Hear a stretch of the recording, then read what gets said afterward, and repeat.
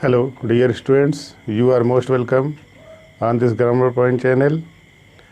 इस चैनल में आपको जानकारी दी जाती है ग्रामर की, टेक्स्ट बुक की, from primary level students to higher level students को, as well as preparing competitions. ऐसे स्टूडेंट्स जो कंपटीशन की तैयारी कर रहे हैं उनके लिए भी यूज़फुल है। और इसमें चर्चा हो रही पैसिव वॉइस की।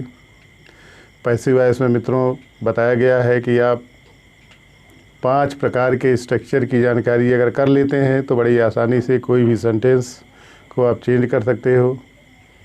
5 प्रकार के स्ट्रक्चर हैं और 6 प्रकार के सेंटेंस हैं जिनका हमें पैसिव वॉइस में चेंजिंग करने के लिए आता है।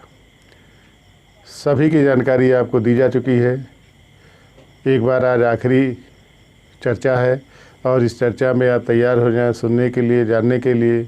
हमें पूरा विश्वास है कि आप इसको सुनते होंगे, देखते होंगे और लाभ उठाते होंगे, क्योंकि व्यूज़ के आने से हमें पता चलता है कि यह कुछ सेवा कर पा रहा है आपकी शिक्षा के क्षेत्र में। तो पैसिव वॉइस में कभी कभी ऐसे सेंटेंसेस आ जाते हैं जिनको विशेष प्रकार का सेंटेंस कहा जाता है और इंटरमीडिएट में अक्सर पूछा जाता है, 11th एंड 12th में ज़रूर पूछा जाता है। अब एग्जाम्पल के लिए आप देखें, जैसे it is time to close the shop. अब इसको चेंज करना है पैसिव वॉइस में, तो चेंज करने के लिए it is time for the shop to be opened, to be closed, sorry opened नहीं होगा, क्लोज्ड होगा, क्योंकि देखते हैं एक्टिव वॉइस में जो वर्ब रहता है उसी को पैसिव वॉइस में थर्ड फॉर्म में यूज़ कर देते हैं। It is time for the shop to be closed, it is time to shut the window, तो it is time for the windows to be shut. तो इस प्रकार के अगर सेंटेंसेस आते हैं तो आप इसको चेंज कर सकते हैं, आसानी से अंक ले सकते हैं। और फिर जब इंट्रोगेटिव सेंटेंस की बात हम करते हैं तो इसमें जो हु से स्टार्ट होने वाले इंट्रोगेटिव सेंटेंसेस हैं उनका पैसिव वॉइस में कैसे परिवर्तन होता है। जैसे हु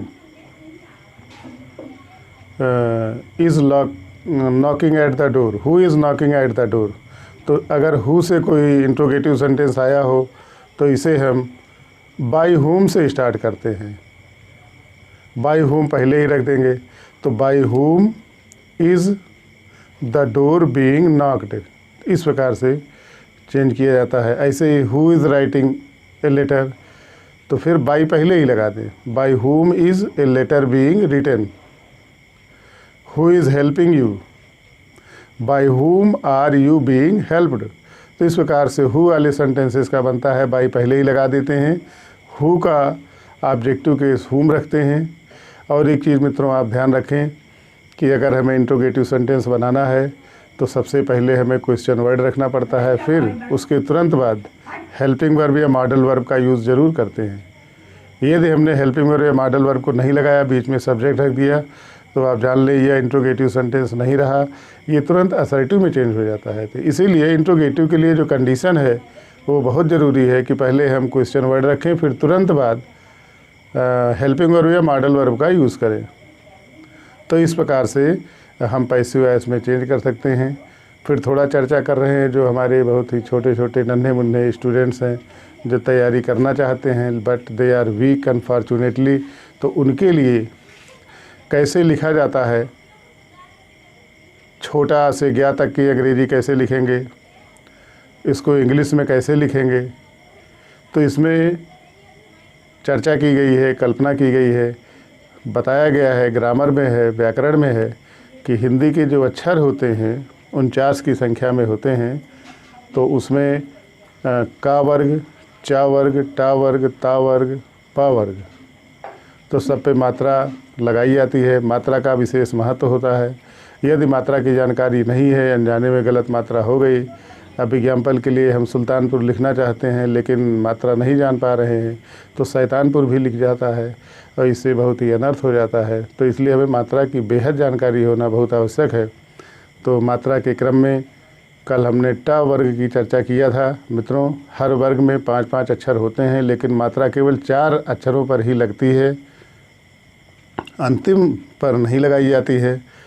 अब जैसे आज हम का चा टा ता पा, तो टा पर हो गया था, आज ता पर नंबर है, तो मात्रा कैसे लगाते हैं, हाउ टू अप्लाई मात्रा इन इंग्लिश।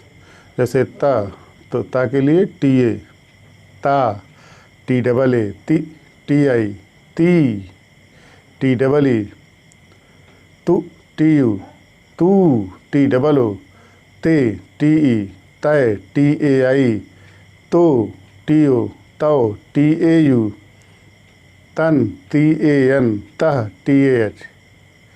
ता के बाद फिर था पर मात्रा लगाएंगे, इसको 12 खड़ी कहते हैं। 12 खड़ी का बड़ा ही महत्व होता है मित्रों, बच्चों, इसलिए 12 खड़ी का हमें बहुत अच्छी जानकारी होनी चाहिए। ता के बाद फिर था पर कैसे लगता है, जैसे टी एच ए था, टी एच डबल ए था, टी एच आई थी, टी एच डबल ई थी, टी एच यू थू, टी एच डबल ओ थू, थे, टी एच ई, थे, टी एच ए आई, थो, टी एच ओ, थौ, टी एच ए यू, थन, टी एच ए एन, था, टी एच ए एच। ता था, फिर दा पर मात्रा लगाई, कैसे लगाते हैं आप देखें। द, डी ए द, डी डबल ए दा, डी आई दी, डी डबल ई दी, डी यू दू, डी डबल ओ दू, दे, डी ई, दै, दी ए आई, डी ए आई दै, दो, डी ओ दो, धो, डी, दो के बाद दो आता है, डी ए यू दो, दन, डी ए एन, दह, डी ए एच।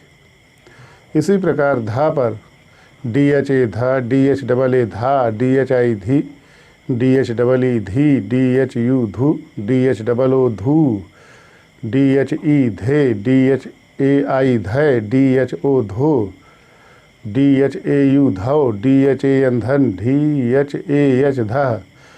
इसी प्रकार न पर मात्रा लगाएं, ता था दा धा ना, यन ए न। किसी भी अक्षर को जब लिखते हैं तो टाइम के साथ लेते हैं, लिखते हैं। जैसे ना बोले तो आ अपने आप आ गया ना, इसलिए यन ए ना, यन double A knee, N I, knee, N double E, नु, यन यू, नू, यन डबल ओ, ने, यन ई, नय, यन ए आई, नो, यन ओ, नौ, यन ए यू, नन, यन ए एन, नह, यन ए एच। तो इस प्रकार से ता वर्ग पर मात्रा पूरी हुई।